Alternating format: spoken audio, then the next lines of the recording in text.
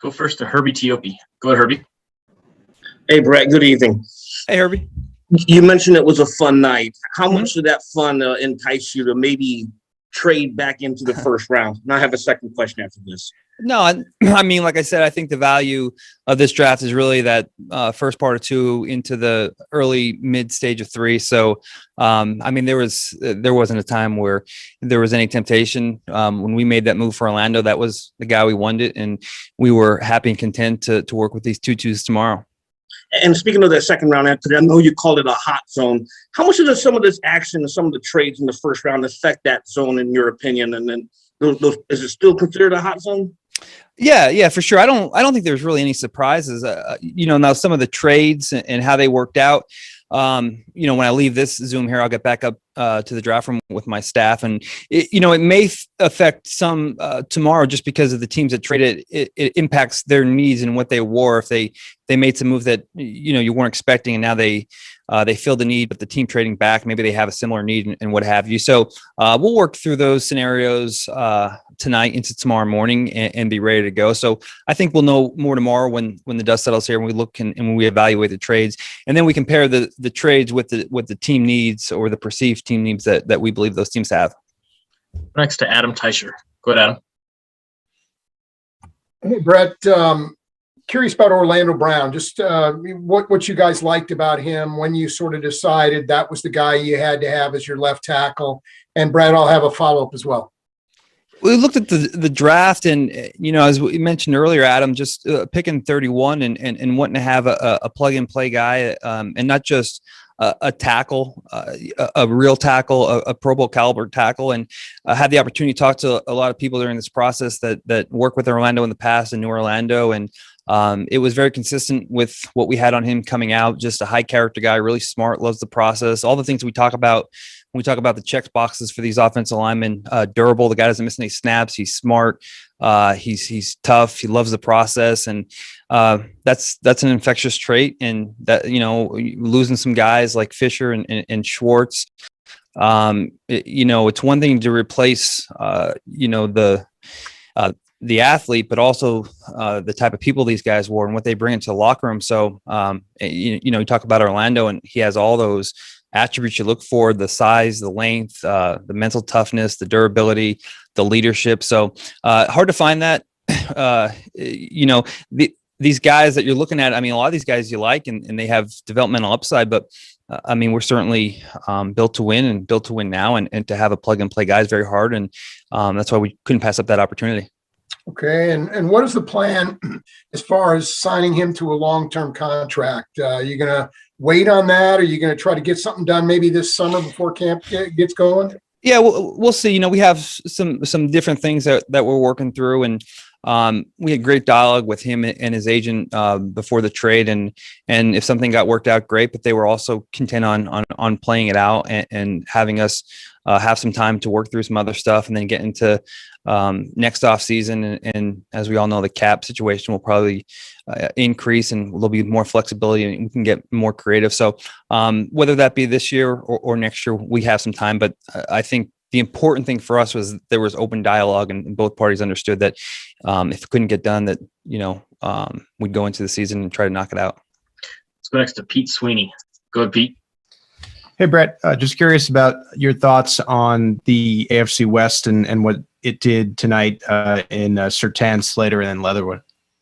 Yeah, I think those teams were probably following their board and taking the best players available. As you mentioned, Surtain, one of the top corners in the draft, and wasn't surprising from a defensive, former defensive coordinator, the head coach there. But I mean, great player, and Oakland and LA going on the offensive line, good value there. And I think the teams are just probably staying true to the board, taking the best player available. But all those teams took some good players, and look forward to that competition with those guys. Let's go next to Sam McDowell. Go ahead, Sam. Hey, Brett. Hey, Sam. As you went through your mock drafts over the past couple of weeks and anticipated what might be there at 31, did the reality today match that, or was there something maybe there, somebody there that you didn't anticipate being there at 31? No, I think it kind of played out. I don't think there's any real surprises. I think when you get to the last 4 or 5 picks, those are always guys that that some teams have in one, some teams have in two, some teams have in mid two. So I think you look at the draft. I mean, the first, I'm going to say, I'm looking at here. I mean, the first 18 to 24 picks. These were guys that if we didn't have in one, we had early two, and then I would say pretty much even toward the end there, these guys. I mean, obviously Turner, Stokes, Rousseau. The pass rusher from Penn State, Tryon. These are all guys that we liked right in that range. I don't think there's any huge surprises or any big curveballs, but that's typical for a first round. I mean, I would say every year there's a couple. I don't know if there are really any this year, but there'll certainly be a lot more tomorrow, and that's why I think having those 2-2s will be very advantageous for us. We've got three more. We'll go right down the line, starting with Matt Derrick. Go ahead, Matt. Hey, Brett. Good to talk to you there. I'm curious just how you thought about the first round and how it unfolded as far as what the depth is at some of the positions that remained there for the second round. And how much conversation have you had with your staff about staying alert and being ready to move up if you want to? Well, we're gonna get together right now after I get off the Zoom. First round just ended, and again, I don't think there's a lot of surprises, but once I get off here, we're going to go and kind of redo the board and restack it and reshuffle it and try to position ourselves for where we need to be. And I think we're happy with the numbers and kind of how they worked out. And again, having 58 and 62, I think we're going to be in a good spot to get a couple good players and have some flexibility. And as far as the first round, again, I mean, I think it was kind of well documented that the quarterbacks were going to go early. There was obviously three really good wideouts and they went early. And then it's kind of just picking at some of those positions we talked about during this process, the O-line, the D-line or DN position, and the cornerback position. There was a run at corners in the early part, and then toward the end there was a couple corners go off the board. So I think it kind of played out. I mean, not exactly. I don't think it ever plays out exactly like you think, but I just think in general, from a 1,000-foot view, I think the players went maybe not in the order that you thought, but I think they all went kind of in those zones you thought they're going to go. But again, I think the value here is really the second round into the mid third. And again, excited about having those 2-2s. Let's go next to Sarin Petro. Go ahead, Sarin.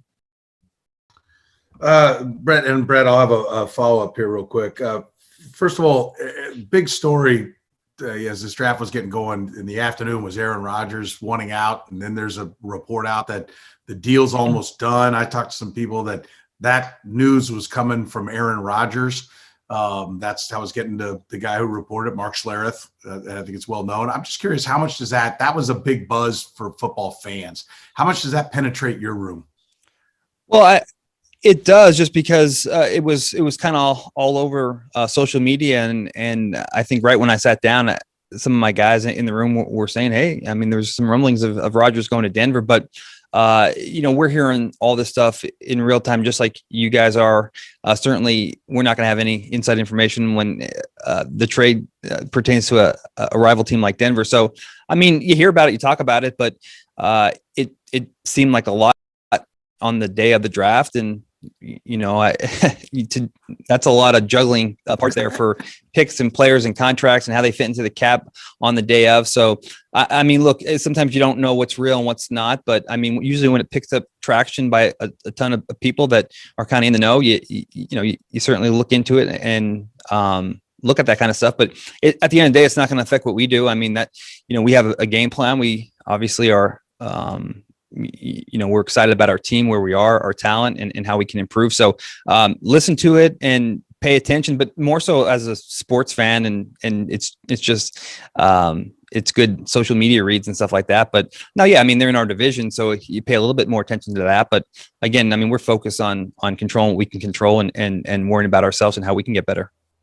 And then you talked about a couple of the runs that were going on, at different spots. How easy? You've still got to sit for a little bit tomorrow before you get in there. So how accurate can you be on knowing where things are going to go? I mean, I know in some ways it doesn't matter, right? You'll know who's available when you get there. But as far as like maneuvering around or maybe moving down, how accurate when you get together in this meeting after this Zoom do you guys usually get in projecting what's going to be there when he gets to you? Yeah, so we'll have we'll have a chance to get up there and then stack the numbers. And, we have some formulas of how many numbers you need. And I think our first pick is pick 26 in round 2. So how many numbers we need in round 2 to, feel 80% confident, 90% confident and what have you. But I think the benefit for us is addressing that left tackle need, that we can go in any different direction. I mean, we can go O-line, we can go D-line, we can go corner, we can go safety, linebacker. So I think that's the benefit of where we are and having those 2-2s, that we're not pigeonholed into saying, man, we need a left tackle, we got to get this taken care of.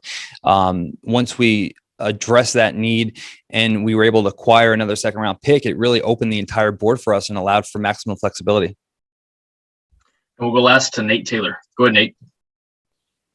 Hey, Brett, thanks again for doing this. Just to Sure. piggy off what Matt was saying and kind of leading into Sarin's question too, how much on the initial look does this remind you of what you guys were trying to do in 2019? Obviously, you got McCole Hardman, you got Juan Thornhill. Is that the hope and the goal tomorrow, depending upon how you look at the board now versus what will ultimately happen tomorrow night?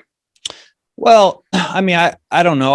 I think that, we're just trying to acquire good players. And I think, again, I go back to, our offseason, we wanted to address the offensive line and we were able to add Joe Tooney. And then there was still obviously a glaring hole there at left tackle. And we have some young talent there that we're working through. And with Yang coming back, more of a right tackle, and Remmers will work at right tackle. So we just came into this process of wanting to be flexible and wanting to really stick to the board, take the best player available. And once we were able to acquire Orlando, we felt like we made that possible.